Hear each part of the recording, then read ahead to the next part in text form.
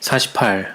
거룩한 표준 1892년 12월 5일자 영문 시조에 게재됨. 하나님의 계명들은 그 내용이 포괄적이며 그 뜻이 심원하다. 몇 자 안 되는 간단한 표현으로 인간의 전체적인 의무를 밝혀주고 있다. 내 마음을 다하고 목숨을 다하고 뜻을 다하고 힘을 다하여 주 너의 하나님을 사랑하라. 내 이웃을 내 몸과 같이 사랑하라. 이 말씀 가운데 하나님의 율법의 길이와 넓이와 깊이와 및 그 높이가 있음을 이해할 수 있다. 바울은 사랑은 율법의 완성이니라고 선언하였다. 우리가 성경에서 찾아볼 수 있는 죄에 대한 유일한 정의는 죄는 불법이라는 말씀이다. 하나님의 말씀은 모든 사람이 죄를 범하였음에 하나님의 영광에 이르지 못하더니 선을 행하는 자는 없나니 하나도 없도다 라고 선언하였다. 많은 사람들은 저희 심령의 상태에 관하여 속고 있다. 저들은 육신에 속한 마음이 만물보다도 거짓되며 몹시 악하다는 사실을 깨닫지 못하고 있다.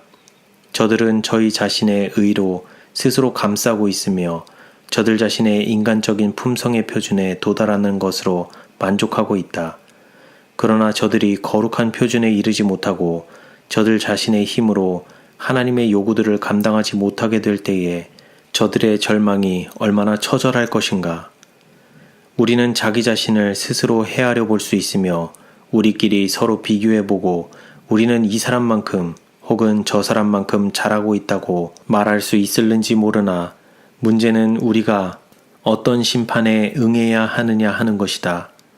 과연 우리가 높은 하늘의 주장들을 감당하고 있는가? 거룩한 표준에 도달하고 있는가?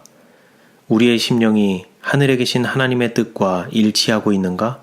하는 문제이다. 모든 인간은 하나님의 율법을 전부 범하였으며 율법을 범한 자들로서 인간은 절망적으로 파멸에 이르게 되었다. 인간은 하나님의 원수로 전락하였으며 단 한 가지 선도 행할 힘이 없는 존재가 되어버리고 말았다. 육신의 생각은 하나님과 원수가 되나니 이는 하나님의 법에 굴복치 아니할 뿐 아니라 할 수도 없다. 도덕적인 거울이라고 할 수 있는 하나님의 거룩한 율법을 바라볼 때에 인간은 자기 자신이 죄인임을 깨닫게 되고 자기 자신의 악한 상태와 율법의 공의로운 형벌 밑에서 절망적인 파멸에 이르게 된다는 사실을 깊이 깨닫게 된다. 그러나 인간은 깊이 빠지게 된 죄의 절망적인 비탄 가운데 버려지지 않았으며 죄인을 파멸에서 구원하시기 위하여 하나님과 동등하셨던 분께서 갈바리에서 당신의 생명을 바치셨다. 하나님이 세상을 이처럼 사랑하사 독생자를 주셨으니 이는 저를 믿는 자마다 멸망치 않고 영생을 얻게 하려 하심이니라. 우리의 대속죄물. 예수님께서는 하늘의 대주제이셨으며 천사들의 사랑하는 사령관이셨고 당신의 기뻐하시는 바를 즐거이 행하시는 분이셨다. 주님께서는 하나님과 하나가 되신 분이셨으며 아버지의 품속에 계셨으나 인간이 죄와 불행 가운데서 멸망에 이르게 되었을 때에 하나님과 동등됨을 취할 것을 바라지 않으셨다. 주님께서는 당신의 보좌에서 내려오셨으며 당신의 면류관과 왕의 호를 버리셨고 당신의 신성을 인성으로 옷 입히셨다. 주님께서는 인간을 높여 당신과 더불어 보좌에 앉히시기 위하여 자신을 낮추셨으며 십자가에서 돌아가시기까지 하셨다. 우리는 주님 안에서 완전한 제물과 무한한 희생을 발견하게 되며 당신을 힘입어 하나님께 나오는 모든 영혼들과 가장 미천한 자들까지도 구원하실 수 있는 강하신 구세주를 발견하게 된다. 주님께서는 사랑으로서 하늘 아버지를 나타내며 인간을 하나님과 화목시키고 인간을 창조하신 당신의 형상을 따라 새로운 피조물로 만드시기 위하여 이 세상에 오셨다. 예수님께서는 우리의 대속제물이시다. 우리는 우리 자신을 위하여 대속할 수 없다. 그러나 우리는 믿음으로 이미 이루어진 대속을 받아들일 수는 있다. 그리스도께서도 한 번 죄를 위하여 죽으사 의인으로서 불의한 자를 대신하셨으니 이는 우리를 하나님 앞으로 인도하려 하심이라. 너희가 알거니와 구속된 것은 없어질 것으로 한 것이 아니요 오직 흠없고 점없는 어린 양 같은 그리스도의 보배로운 피로 한 것이니라. 구원이 우리 모든 인간에게 이르게 된 것은 우리 구세주께서 무한하신 희생을 치르시고 형언할 수 없는 고난을 당하신 때문이었다. 주님께서는 이 세상에 계실 때에 존대를 받지 못하셨고 알려지지 않으셨다. 당신의 놀라우신 겸비와 굴욕적인 생애를 통하여 주님께서는 인간을 높여 하늘 궁전에서 맛볼 수 있는 영원한 명예와 불멸의 기쁨을 맛보게 하실 수 있으셨다. 주님께서는 30여 년 동안의 지상 생활 기간에 상상조차 할 수 없는 번민으로 그 심령이 매우 상하셨었다. 말구유로부터 갈바리에 이르기까지의 행로는 비애와 슬픔으로 그늘져 있었다. 주님께서는 슬픔의 인간이셨으며 인간의 비애를 잘 아셨던 분으로서 인간의 언어로 표현할 수 없는 마음의 아픔을 견디셨다. 주님께서는 진정한 의미에서 내게 임한 근심 같은 근심이 있는가? 라고 말씀하실 수 있으셨다. 완전한 증오심으로 죄를 미워하심으로 주님께서는 온 세상의 죄들을 당신의 영혼으로 끌어들이셨다. 죄가 없으신 분으로서 죄의 형벌을 짊어지셨다. 결백하신 분으로서 죄인들의 대치물로 당신 자신을 바치셨다. 모든 죄에 대한 범죄의식이 그 놀라운 무게를 가지고 세상의 구세주의 거룩하신 영혼을 압박하였다. 아담의 모든 아들과 딸들이 가진 악한 생각, 악한 말, 악한 행동은 당신 자신께 징벌을 요구하였는데 이는 주님께서 인간의 대치물이 되신 까닭이다. 비록 죄의 범죄의식이 당신 자신의 것이 아니었으나 주님의 심령은 인간의 범죄로 인하여 찢어지고 멍이 들게 되었으며 우리로 당신 안에서 하나님의 의가 되게 하시기 위하여 죄를 모르시는 주님께서 우리를 위하여 죄가 되셨다. 우리의 거룩하신 대치물이 되신 주님께서 자원하여 공의의 칼 앞에 당신의 영혼을 벌거벗기심으로 우리로 멸망하지 않고 영생을 얻을 수 있게 하셨다. 그리스도께서는 내가 다시 목숨을 얻기 위하여 목숨을 버림이라.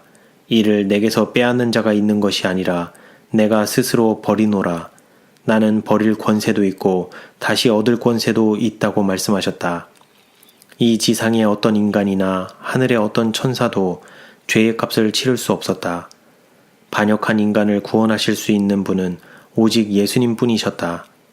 주님 안에 신성과 인성이 결합되어 있었으며 바로 이 점이 갈바리의 십자가에서 바친 제물의 효력을 줄 수 있었다. 십자가에서 자비와 진리가 서로 만났으며 의와 화평이 서로 입맞추었다. 죄인이 갈바리에서 죽어가는 구세주를 바라보고 고난당하시는 분이 거룩하신 분이심을 깨닫게 될 때에 그는 왜 이러한 큰 희생을 치루어야 했는지 묻게 된다. 그때의 십자가는 범한 바 된 하나님의 거룩한 율법을 가리킨다. 그리스도의 죽음은 율법의 불변성과 의에 대하여 결정적인 논증이 된다. 이사야는 그리스도에 대하여 예언하는 가운데 여호와께서 자기의 의로우심을 인하여 기쁨으로 그 교훈을 크게 하며 존귀케 하려 하셨다고 말하였다. 율법은 행악자를 용서할 권세가 없다. 율법은 다만 죄인의 결점을 지적해 주어 죄인으로 강한 힘을 가지고 구원하실 수 있는 하나님에 대한 필요를 깨닫게 하며 자기의 대치물이 되고 담보물이 되며 의가 되실 주님에 대한 필요를 깨닫게 하는 직분을 가지고 있다. 예수님께서는 죄인의 죄들을 당신이 친히 짊어지셨으므로 죄인들의 필요를 충당해 주신다.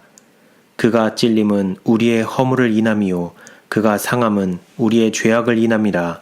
그가 징계를 받음으로 우리가 평화를 누리고 그가 채찍에 맞음으로 우리가 나음을 입었도다. 주님께서는 죄인들을 완전히 제거해 버리실 수 있었으며 철저히 멸망시키실 수 있었으나 보다 값비싼 계획이 선택되었다. 하나님께서는 당신의 크신 사랑으로서 절망적인 인간에게 희망을 마련해 주셨고 세상 죄를 지게 하시기 위하여 당신의 독생자를 주셨다.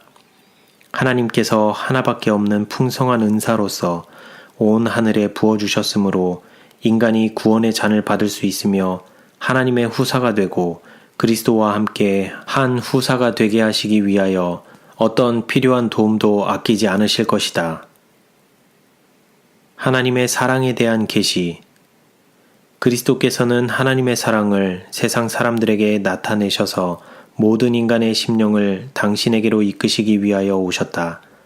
주님께서는 내가 땅에서 들리면 모든 사람을 내게로 이끌겠노라고 말씀하셨다. 구원을 향한 첫 단계는 그리스도의 사랑의 이끄심에 반응을 보이는 것이다. 하나님께서는 저들에게 회개의 탄원을 하시며 또한 저들을 용서해 주실 수 있고 저들의 이름 위에 적힌 죄에 대하여 사유의 표를 찍을 수 있기 위하여 거듭거듭 인간에게 기별을 보내신다. 그런데 회개함이 없어서야 될 말인가? 주님의 호소에 귀를 기울이지 않아서 될 것인가? 주님의 자비의 제의를 어찌 모른 척하며 주님의 사랑을 어찌 냉정하게 거부할 수 있을 것인가? 만일 인간이 주님의 자비와 사랑을 거부한다면 그는 영원한 생명을 얻을 수 있는 매개물에서 스스로 절연하게 되는데 오직 하나님께서만 회개한 죄인을 용서하시기 때문이다. 하나님께서는 당신의 사랑을 나타내시며 당신의 성령의 탄원을 통하여 인간에게 회개를 호소하신다. 회개는 하나님의 선물이며 당신께서 용서하시는 사람을 먼저 회개케 하신다. 인간이 하나님의 율법을 범한 것에 대하여 진정한 회개를 하고 그리스도를 죄인의 구원자이며 대언자로 믿을 때에 가장 큰 기쁨을 맛보게 될 것이다. 그리스도께서 당신의 사랑의 표현을 통해서 저들을 이끄실 때 비로소 용서의 기쁨과 하나님의 화평을 이해할 수 있다. 만일 저들이 주님의 이끄심에 반응을 보이고 주님의 은혜에 대하여 저희 심령을 복종시킨다면 주님께서는 저들을 단계적으로 이끌어 당신에 대한 충만한 지식을 얻게 하실 것이며 바로 이것이 영생에 이르는 길이다. 그리스도께서는 죄인에게 하나님의 공의와 사랑을 나타내심으로써 이스라엘이 회개하여 죄의 사유함을 받게 하시기 위하여 오셨다. 죄인이 예수님께서 십자가상에서 죄인의 범죄의 고통을 맛보시며 죄의 형벌을 받으시는 것을 바라볼 때 십자가의 죽음의 두려운 표현으로서 악에 대한 하나님의 증오심과 타락한 인간을 위한 하나님의 사랑을 바라보게 될 때 거룩하고 의로우며 선한 율법을 범한 자신의 죄를 깨닫고 하나님께 향하여 회개하게 될 것이다. 그는 그의 생애의 중심이 되시는 거룩하신 구세주께서 자기의 대치물이 되셨고 담보물이 되셨으며 대언자가 되셨기 때문에 그리스도를 믿는 믿음을 활용할 것이다. 하나님께서는 회개한 죄인에게 당신의 자비와 진리를 보여주시며 당신의 사유하심과 사랑을 베풀어 주실 수 있으시다. 그러나 사단은 자기가 막을 수만 있다면 모든 수단을 강구해서라도 단 한 영혼도 죄의 포로가 된 신세를 피할 수 없게 할 것이다. 비록 하나님께서 당신의 아들을 주심으로 하나의 풍성한 은사로서 온 하늘을 부어주셨고 하늘의 가장 고귀한 은사를 주셨으며 하늘의 보화들을 모두 우리에게 허락하셨으나 원수는 회개한 죄인에게 마치 하나님이 엄격하고 냉혹하며 죄인을 용서해 주기 싫어하는 하나님으로 나타내기 위하여 노력할 것이다. 때때로 자신의 죄로 절망 가운데 빠진 사람들이 나에게 편지를 써서 보낸다. 저들은 한결같이 저는 하나님의 도우심을 받을 수 있는 모든 기회를 상실한 것만 같아서 두려움을 금할 수 없습니다. 저와 같은 인간에게도 희망이 있을까요? 라고 물어봤다. 이러한 불쌍한 영혼들에게 다음과 같은 기별을 보냈다. 하나님께 소망을 두십시오. 하늘 아버지께서는 풍성하게 나누어질 양식을 가지고 계십니다. 일어나서 그대들의 하늘 아버지께로 가십시오. 하늘 아버지께서는 그대들이 아직 먼 거리에 있을 때에 그대들에게 달려가 맞이하실 것입니다. 하나님께서는 그대들에게 당신의 사랑과 동정심을 베푸실 것입니다. 원수가 홍수처럼 밀려와 죄에 대한 생각으로 그대들을 삼키려 할 때에 그에게 이렇게 말하라. 나는 나 자신이 죄인임을 잘 알고 있다. 만일 내가 그 사실을 몰랐다면 구세주께 나갈 수 없었을 것이다. 주님께서는 내가 의인을 부르러 온 것이 아니요 죄인을 부르러 왔노라고 말씀하셨다. 나는 죄인이기 때문에 그리스도께 나아갈 자격을 얻게 되었다. 나는 죄가 많으며 더러워진 인간이다. 그러나 주님께서는 굴욕과 죽음을 맛보셨으며 마땅히 내가 받아야 할 저주를 주님께서 없이 해주셨다. 나는 주님께 나왔다. 나는 주님을 믿는다. 나는 주님의 분명한 약속을 주장한다. 저를 믿는 자마다 멸망치 않고 영생을 얻게 하려 하신다. 통회하는 영혼의 그러한 탄원의 기도가 거절을 당할 것인가? 아니다. 결코 그렇지 않다. 그리스도의 고난과 죽으심으로 인류에게 향한 주님의 무한하신 사랑이 확증되었다. 주님께서는 당신을 통하여 하나님께 나오는 모든 사람들, 비록 가장 미천한 인간까지라도 구원하시기를 기뻐하시며 또한 구원하실 수 있으시다. 그때에 그대들은 어린아이처럼 하나님께 나아갈 것이며 주님의 발 아래 꿇어 엎드려 탄원자로서 그들 자신을 드러내 보일 것이다. 우리는 예수님을 내려오시게 하기 위하여 하늘로 올라갈 필요가 없으며 주님을 올라오게 하시기 위하여 땅속으로 내려갈 필요가 없다. 주님께서는 언제나 우리 곁에 계시다.